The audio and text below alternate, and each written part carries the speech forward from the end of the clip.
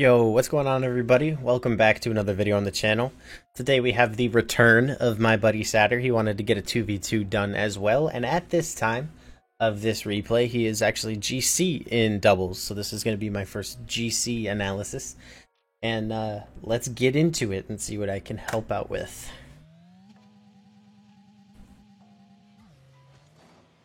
Let me double check that this is him, because okay.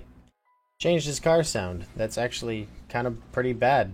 I don't know why you did that. The car sound. That's what I'm referring to.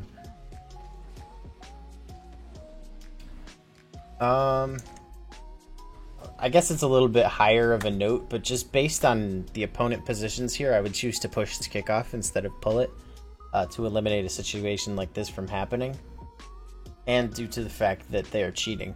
And when they're cheating too, sometimes it's beneficial to just intentionally lose it, you know, back to your corner to keep it away from a cheater if your teammate does not cheat.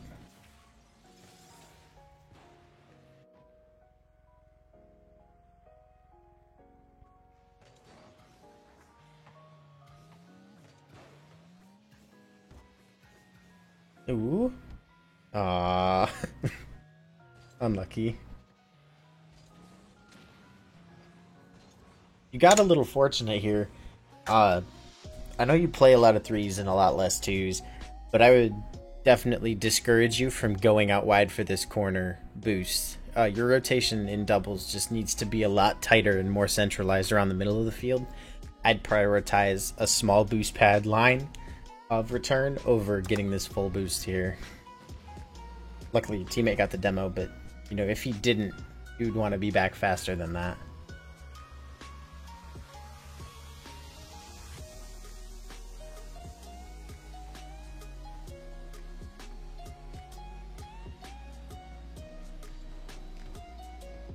Good read and reaction to that. Wow, that was the closest boost miss I think I've ever seen.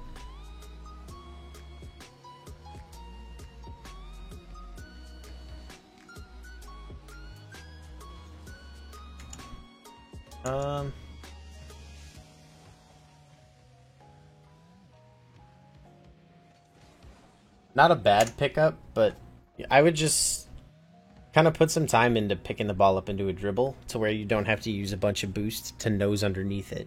If you get more to one side and sharply cut into it, it lifts the ball more easily and you don't have to use all that boost. And then you pick it up a little bit faster and you still have boost, so you can put a strong flick over Coach Fresco. Or if you can't make that happen, you can get a touch to your teammate here to, you know, dish it off to him. The thing in doubles that you're going to find a lot more often than you're going to find in threes is someone chasing you down while you try to dribble. So everything about your dribble just has to be faster.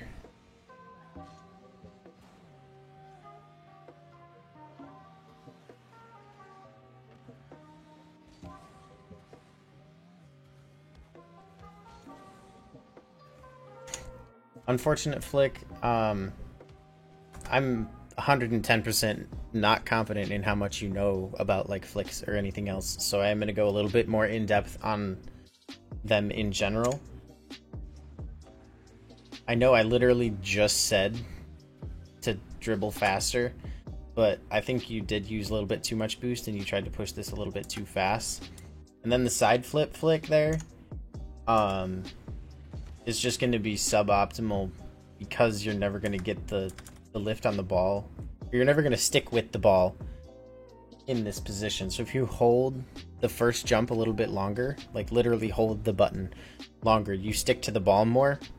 And in a position like that, I would just be front flip flicking, because the side flip, you're always just going to dodge underneath it. At least, you know, maybe if you held the A and then side flipped, you might get a decent flick into it. But yeah, that just was a tiny bit rushed on the actual flick itself. And, you know, that kind of comes from playing around with, you know, where the ball is on your car and just trying to get different flicks, which I just don't think you've done a ton of.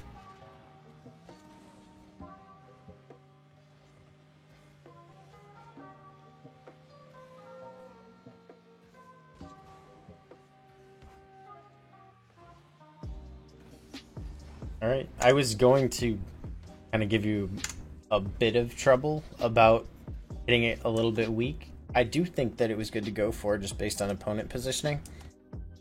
But if you turned upside down for this and leaned back into it a little bit more, you'd get a nice nose touch, a little bit more power. But they tripped over each other and let it in. So, hey, you know, whatever works.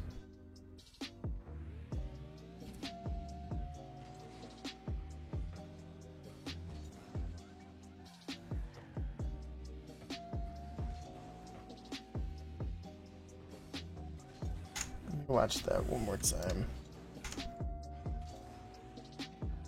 So you go for the boost and you let it bounce. Based on your teammate's positioning, I don't mind this. If your teammate was in net, I'd be rushing it to try to get a touch as soon as possible. Just off of, you know, if opponent was going for it, trying to beat him. But you kind of got to wait because of where Dylan is. So I don't mind it. And you do have to pressure that touch, so that was good.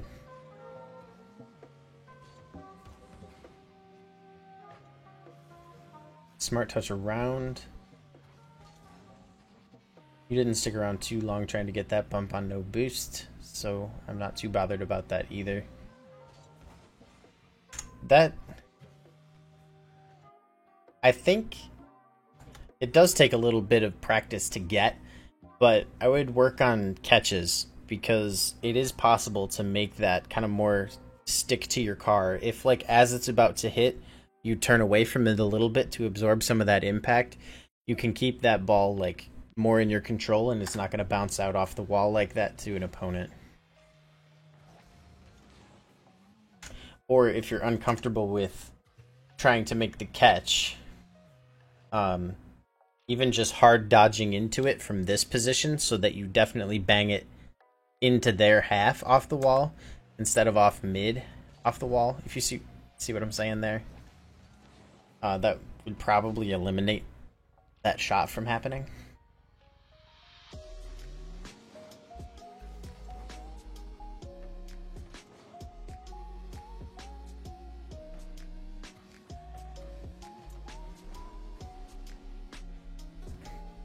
I like you kind of read your teammate's discomfort and took care of it for him. Here you're getting too close. Just to where your teammate is. Like, regardless of whether or not you can win that ball or not, or grab that boost or whatever you're thinking of doing, you just want to stay further away in case that one touch was better.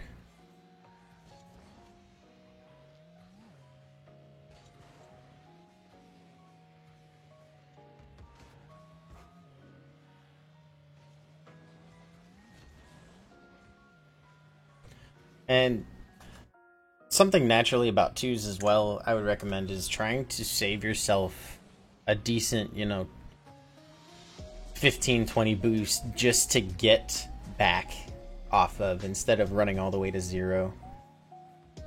Good clear off the backboard though. I like that you pressure, you don't just give him something like a free air dribble or whatever planning on.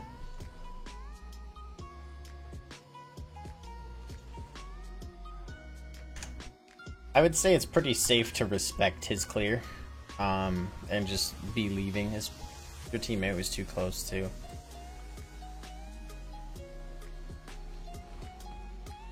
It's a decent challenge. Your teammate was a little bit too far forward to get you a pass, but you reacted fast enough, so that's good. You got to be really careful what you go for as well. Situation like this, in my opinion, you're not going to come out on top very often. You're not at a level where people are going to miss very often, so I would just be leaving that and trying to read this clear, which never in a million years would I read that right, but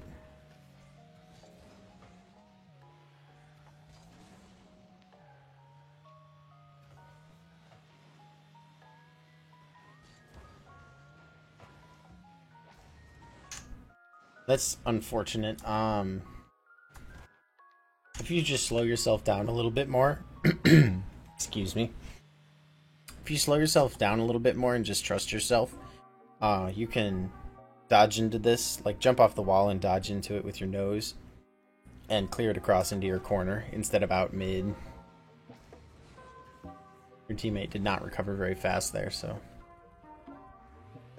that was probably about your only way out, was trying to get that to the corner. Good capitalization on the miscommunication.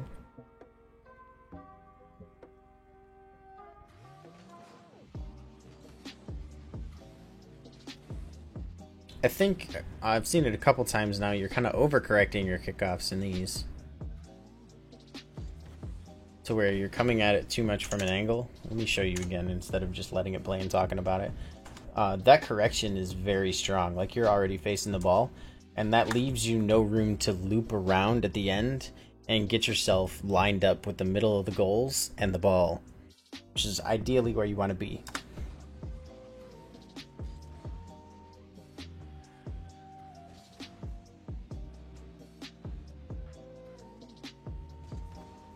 Good patience, pressure, and shots to get that goal.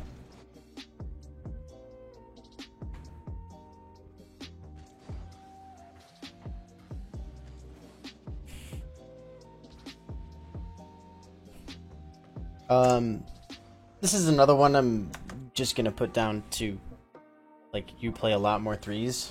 I would just soft touch this and drive down and catch it. You have like all the space in the world to work with here, and what that ends up being is more really just a pass.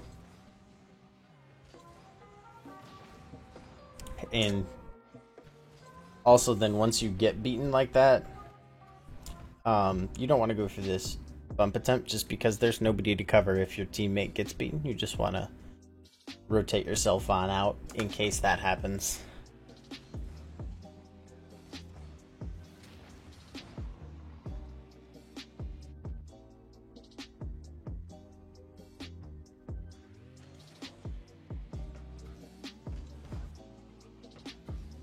I don't mind the mild cheat on the kickoff there. That's all right.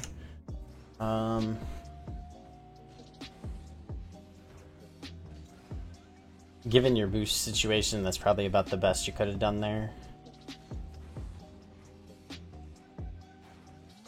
And this is another situation I would say it's best just left. One thing you have to do more into is just acknowledge when something isn't worth going for, and it's going to put you or your teammate out of position too far. And this is one of those situations that I would say is that way.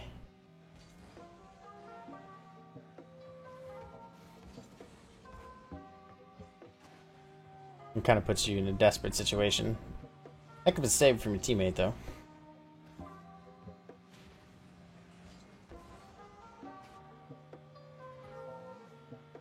Considering the demo, diving in for that wasn't too bad.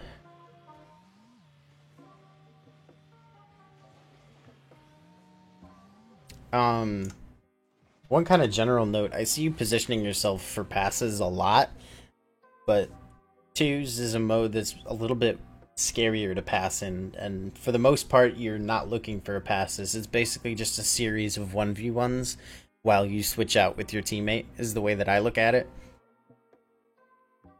So basically, like, putting yourself in a position for passes here is either going to put you in a situation where you are out of position if something poor happens to your teammate here, or you are out of position because you're trying to reach too far for a pass. So you want to just be in a more supportive role further back to just make sure that it's a little bit safer. I get that it's, 18 seconds left in the game and you're down by a goal and you really need it, but odds are he's not going to pass that to you, and then something like this is going to happen.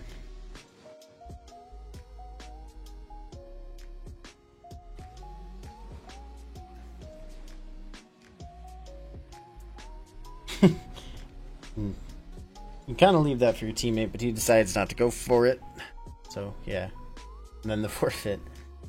Alright, so yeah, in general, like, the basic things, the notes that I have are just, like, pointing out the minute differences in playing twos and playing threes.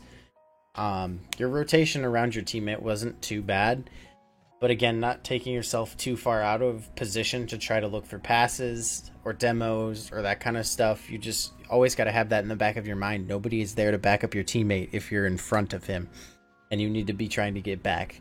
You need to be saving a little bit of boost on offense to get back. Little stuff like that, as well as I would say, you know, put a little bit of time into perfecting your dribble a little bit more. You know, that tight bar control of picking up the ball exactly how you mean to, flicking the ball correctly every time, which, I mean, even I'm not there, but that's the kind of things that, you know, I would say to work on to improve at twos.